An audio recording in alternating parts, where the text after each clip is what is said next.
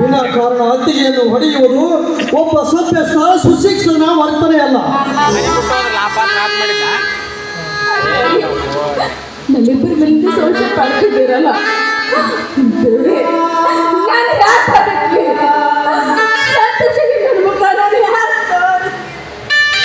ಸಂತೋಷ್, ಇವಳು ನನ್ನ ಹೆಂಡತಿ. ಪಡೆಯುತ್ತೇನೆ, ಆ ಅಧಿಕಾರ ನನಗಿದೆ. ಅದನ್ನು ಕೇಳಲು ನೀನ್ಯಾರು? ಓಹೋ, ಇದೆಲ್ಲ ಇವಳದೇ ಸಂಚು. ತಪ್ಪು ನಿಮ್ಮದಲ್ಲ, ನನ್ನದು. ಅಪ್ರಾಪ್ತ ವಯಸ್ಸಿನವರಾದ ನಿಮ್ಮಿಬ್ಬರನ್ನು ಮನೆಯಲ್ಲಿ ಬಿಟ್ಟಿರುವನಲ್ಲ, ತಪ್ಪು ನನ್ನದೇ.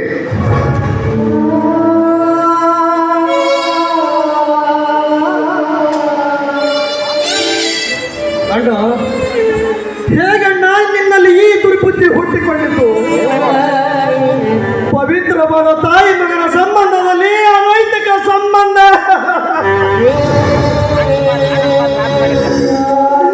ಹೇಗಣ್ಣ ಕಲ್ಪಿಸಿಕೊಂಡೆ?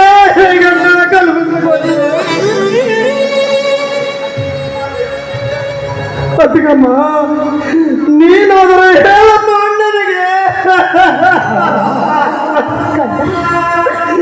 ಏಕೆ ತಾಯಿ ಕಲ್ಲು ಸಿಲಿಯಂತೆ ಸುಮ್ಮನೆ ನಿಂತಿರುವಿ ಅಮ್ಮ? ಹೇಳಮ್ಮ ತಾಯಿ, ಹೇಳು. ನಾವು ನಿರಪರಾಧಿಗಳು, ನಿರ್ದೋಷಿಗಳೆಂದು ಹೇಳಮ್ಮ.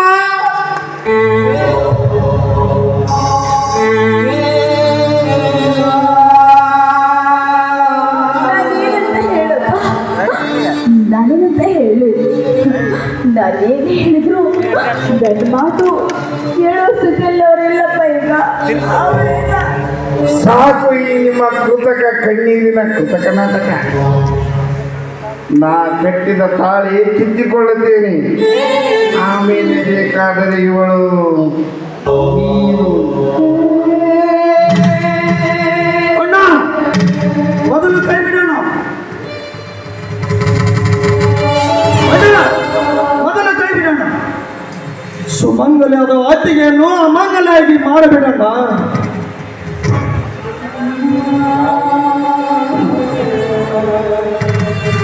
ಸಮಂಜಸ ಬಂದೋಣ. ಯಾವುದು ಸಮಂಜಸ, ಯಾವುದು ಅಸಮಂಜಸ ಎಂದು ನನಗೆ ಚೆನ್ನಾಗಿ ಗೊತ್ತು.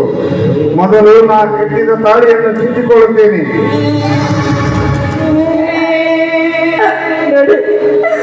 ನನ್ನ ಮೇಲೆ ನಿಮಗೆ ಸಾಧ್ಯತ್ವೇ ಇದೆ.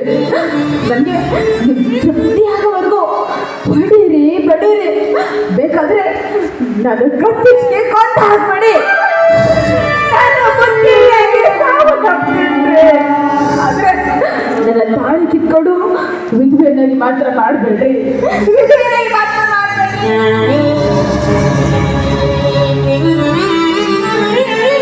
ಸುಮಂಗಲಿಯಾದ ಅತ್ತಿಗೆಯನ್ನು ಅಮಂಗಲಿಯಾಗಿ ಮಾಡಬೇಡಣ್ಣ. ಅವಳು ದೈವದತ್ತವಾಗಿ ಪಡೆದ ಹಸಿರು ಬಳೆ, ಕುಂಕುಮ, ಮೂಗುತಿ ಇವು ಹೆಣ್ಣಿನ ಹೆಗ್ಗುರುತು.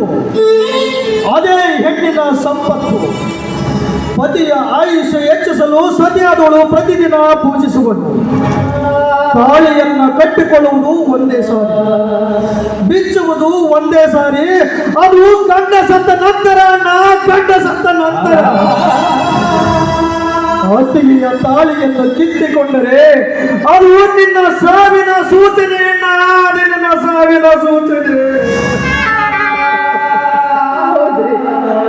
ಹೌದು, ಸಾರ ವಿಚಾರ ಮಾಡಿ ಗೋಡಿ ಎಲ್ತಿದ್ರೆ ಹೊರಗಿನ ಪ್ರಪಂಚದ ಮೃಗಗಳ ಬಾಯಿಗೆ ನಾವು ಆಹುತಿ ಆಗಬೇಕಾಗುತ್ತೆ ರೀ.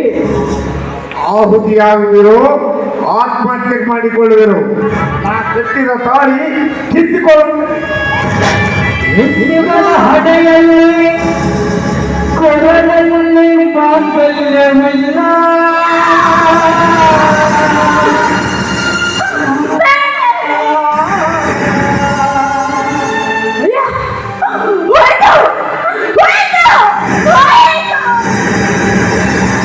ಗುರುತು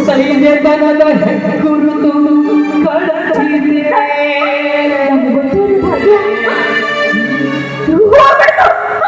ನನ್ನ ಗಂಡ ಇದ್ದಾಗಲೇ ನನ್ನ ಮದುವೆ ಆಗ್ತಿದ್ದೆ.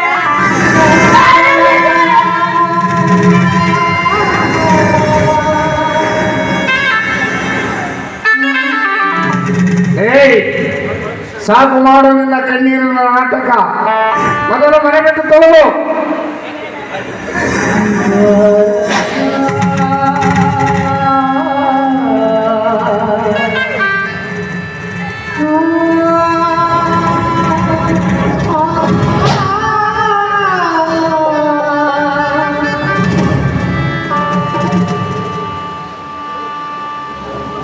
ಅಣ್ಣ ಎನ್ನುವ ಸ್ಥಾನದ ಆಹಾರತೆ ಕಳೆದುಕೊಂಡ ನಿನಗೆ ಅಣ್ಣ ಎನ್ನಲು ನನ್ನ ಮನಸ್ಸು ಹೀನಾಯವಾಗುತ್ತದೆ.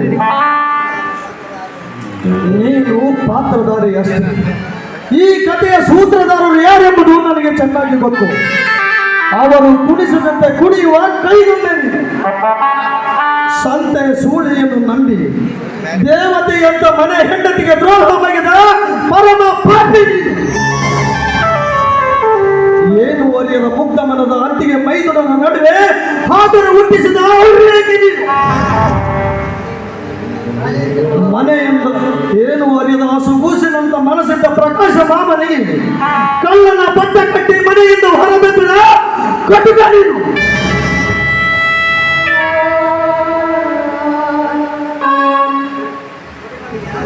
ಯಾರು ನಿನ್ನ ಹಿತೈಷಿಗಳೆಂದು ತಿಳಿದಿದೆಯೋ ಅವರೇ ನಿನ್ನ ಹಿತಶತ್ರುಗಳು. ತುತ್ತು ಅನ್ನಕ್ಕಾಗಿ ಭಿಕ್ಷೆ ಪಾತ್ರ ಹಿಡಿದು ಬೀದಿ ಬೀದಿ ಅಲಿದು ತಿರುಪಿ ಎತ್ತುವೆ ತಿರುಗನಂತೆ. ಪಾಪಕ್ಕೆ ತಕ್ಕ ಪ್ರಾಯಶ್ಚಿತ್ತ ಅನುಭವಿಸುವ ಕಾಲ ಇನ್ನೂ ದೂರಿಲ್ಲ. ಆಗ ನೆನೆಸಿಕೊಂಡು ಅಂದರೆ ನಾವ್ಯಾರು ನಿನ್ನ ಕೈಗೆ ಸಿಗುವುದಿಲ್ಲ, ನಾವ್ಯಾರು ನಿನ್ನ ಕೈಗೆ ಸಿಗುವುದಿಲ್ಲ. ಬರುತ್ತೇನೆ. Good bye. ಹೋಗಲೇ ಹೋಗು. ನಿನಗಾಗಿ ಹೊರಬಾಗಿಲಲ್ಲಿ ಕಾಯುತ್ತಾ ನಿಂತಿರುವಳು. ಹೋಗು ಹೇಮಾ.